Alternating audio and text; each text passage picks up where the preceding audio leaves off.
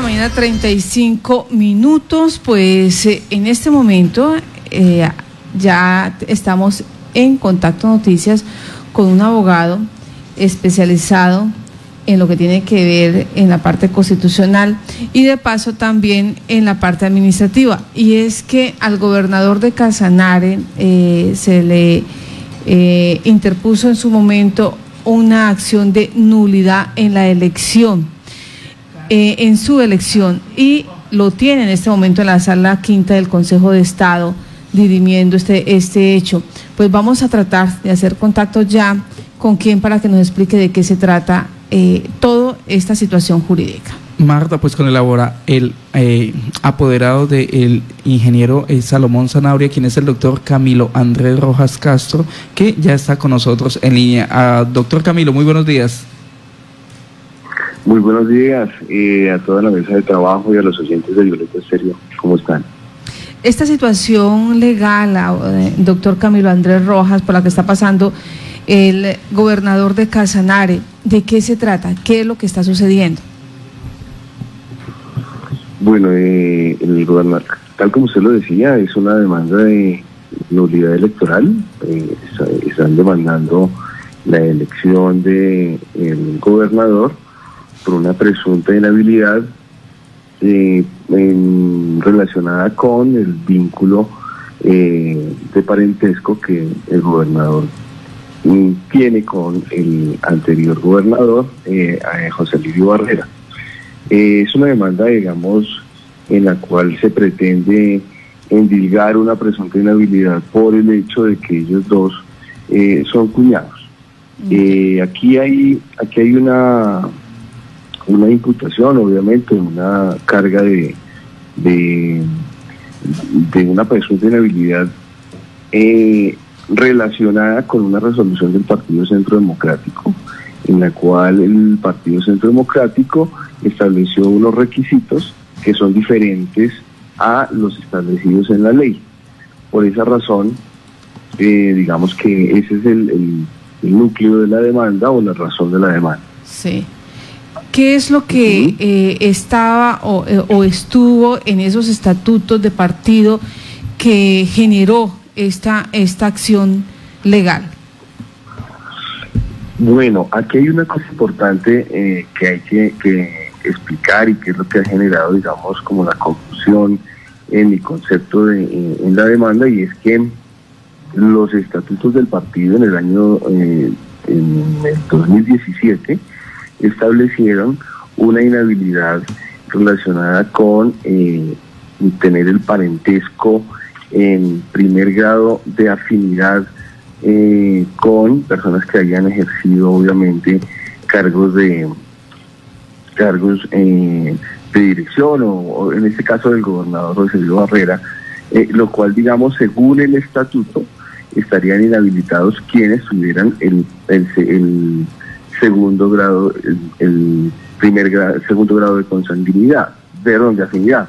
Sí. El estatuto del partido obviamente está en contravía de lo establecido en la ley 617 del año 2000, en el artículo 30, específicamente establece cuáles son las inhabilidades para quienes aspiren a cargos de elección popular, exactamente para el cargo de gobernador.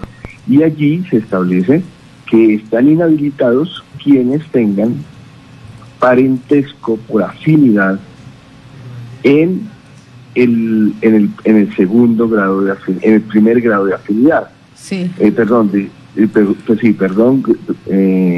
primer grado de afinidad. Dice la ley, primer grado de afinidad.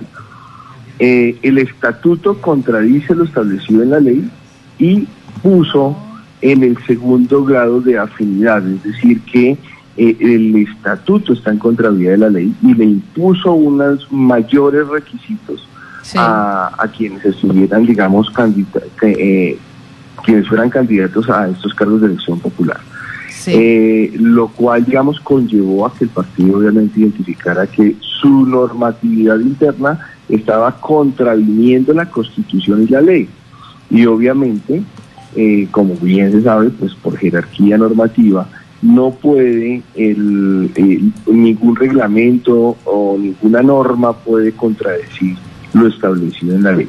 Al pasar esto, pues obviamente lo que hace es que esa normatividad interna del partido sea ineficaz, sea inaplicable, precisamente porque contradice la Constitución y la ley.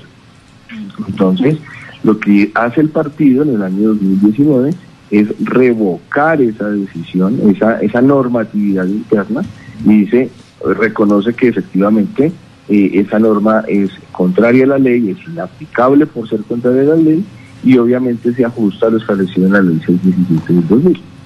En este momento, algunos abogados, algunos juristas dicen que los estatutos de partidos o los estatutos de ciertos movimientos políticos tendrían esa potestad, tendrían ese alcance extra de la ley. ¿Esto es real en Colombia? No, es imposible, digamos. Aquí ningún partido político, ninguna autoridad administrativa, ninguna autoridad civil podría contravenir lo que la ley y la Constitución establecen. No, ningún partido político tiene la facultad de imponer unas mayores cargas o unos mayores requisitos de los que la ley establece. Lo que puede hacer un partido político, en este caso, en el caso concreto del Partido Centro Democrático, era efectivamente establecer internamente en sus estatutos las causales de inhabilidad, pero no podría obviamente salirse del marco que la ley establece. Tanto es así que el mismo partido lo reconoce y revoca esa resolución que en los estatutos establecía una mayor carga a quienes aspiraran a cargos de elección popular.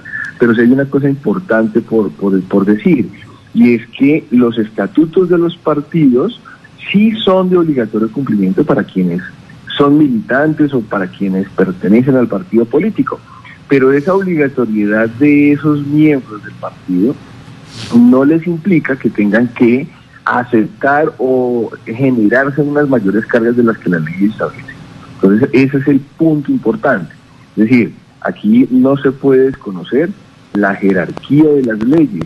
La Constitución es la norma superior, que es la que nos irradia toda la legislación y normatividad de ahí en adelante, y posteriormente estará la ley, que la ley es, en este caso, la que nos define cuáles son las causales de inhabilidad y de incompatibilidades para quienes ejerzan cargos públicos.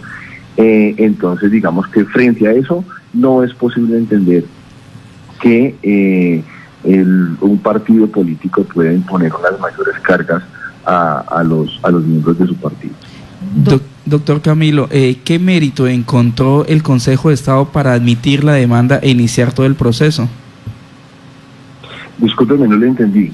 ¿Cuál fue el mérito que encontró en la demanda que formula el doctor Gonzalo Ramos ante la nulidad electoral para que el Consejo de Estado la encontrara, digamos, de una forma viable y darle trámite?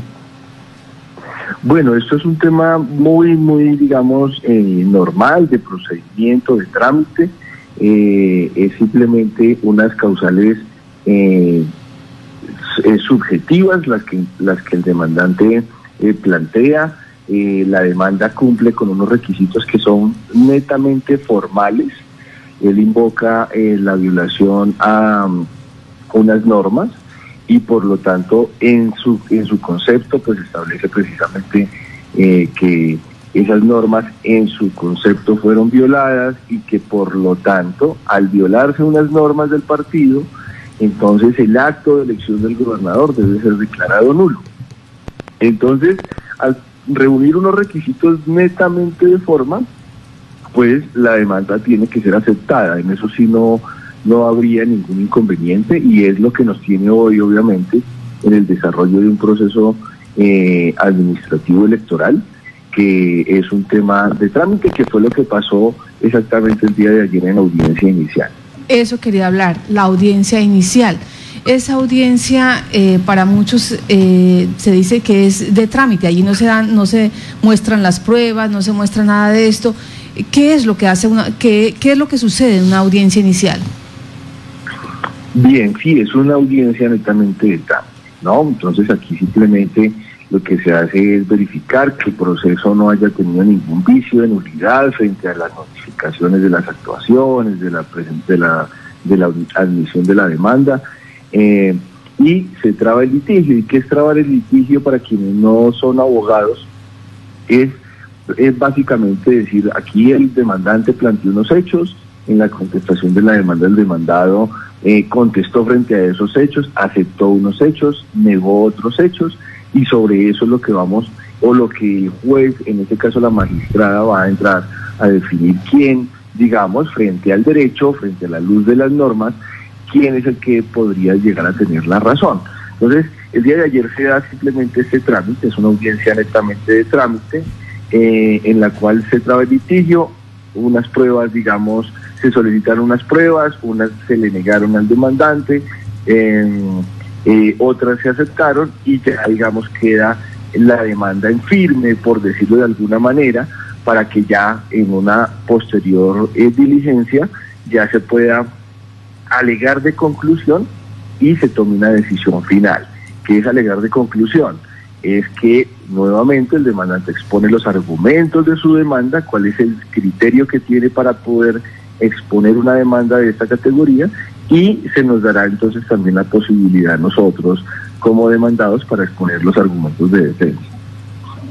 En el caso de, doctor, usted señala que que su defendido aceptó algunos hechos dentro de lo que está pretendiendo el demandante. ¿Qué es lo que está aceptando, perdón? Bueno, pues ahí se acepta, son 40 y algo de hechos que relaciona una de las demandas.